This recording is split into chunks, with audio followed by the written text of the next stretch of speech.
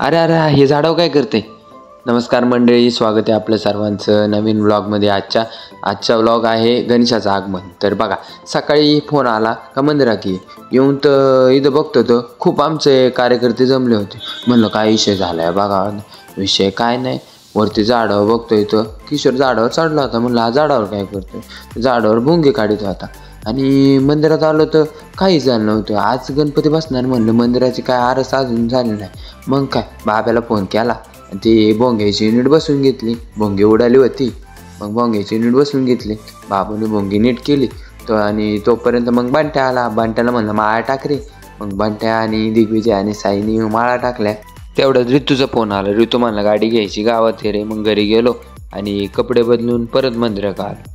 मंदिरात बघतोय तर ओम, भूषण दादा, चेतन दादा आणि ते कपडा बांधत होते. म्हणले हे आजच आरस आता पूर्ण करतात, कारण गणपती तर आज बसणार होता. मग बंट्याला म्हणलं चल रे रित्याची गाडी घेऊन येऊ. तर बंट्या आला तर शर्टाला इस्त्री नव्हती केली. मग तो इस्त्री करीत बसला. मग मी म्हणलं जरा चला आपण आपले जरा व्लॉग बनवूया. तेवढ्यात पारस म्हणला मला पण घे रे. मग म्हणलं बघ बाबा इकडं. मग पारसने जरा थोडंसं तोंड दाखवलं आणि बाजूला झाला.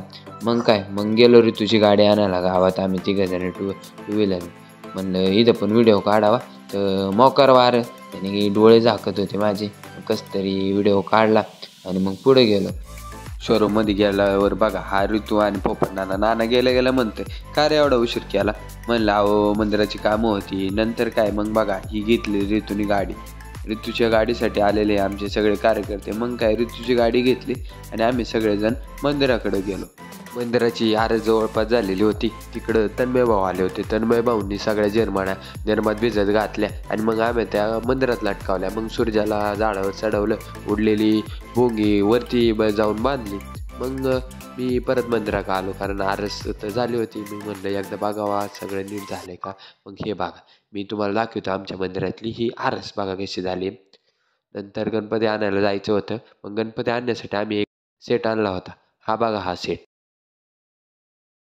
मग पुढं चेतनदा आणि ट्रॅक्टरमध्ये डिझेल टाकलं आणि आम्ही मग गणपती आणायला निघालो. गणपती आणायला निघता आम्ही काही मंडळाचा फ्लॅक्स ट्रॅक्टरला लावला नव्हता. मग सारंग आणि बाबू तो फ्लॅक्स घेऊन आले रस्त्यात. मग आम्ही थांबलो आणि तो ट्रॅक्टरला फ्लॅक्स लावला. हे बघा गणपती आणण्यासाठी आलेले आमचे हे सगळे कार्यकर्ते. मग जाता जाता आम्ही खूप मस्ती केली. बोलता बोलता मग आलो आम्ही गणपतीच्या कारखान्यापाशी. ही बघा आमची गणपतीची मूर्ती. मग गणपतीची मूर्ती आम्ही आमच्या ट्रॅक्टरमध्ये ठेवली आणि मग आम्ही परतीच्या मार्गावर निघालो. कारण आमची मिरवणूक होती पिंपळगाव फाट्यावर. आमचं पब्लिक पिंपळगाव फाट्यावर जमलं होतं. मग आम्ही मिरवणुकीला सुरुवात केली. मग मस्तपैकी आम्ही आमचा अमरनाथ डीजे लावला होता. डीजे कसा झापूक झुपूक वाजत होता. हे बघा आमच्या मिरवणुकीसाठी आलेलं पब्लिक बघा.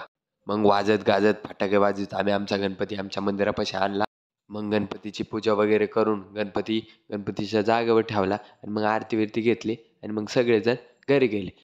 तर मंडळी कसा वाटला आजचा ब्लॉग नक्की कळवा. आवडला असेल तर लाईक करा, नसेल आवडला तर डिसलाईक करा. चॅनलवर नवीन असाल तर चॅनलला सबस्क्राईब करायला विसरू नका. भेटूयात पुढच्या ब्लॉगमध्ये. धन्यवाद.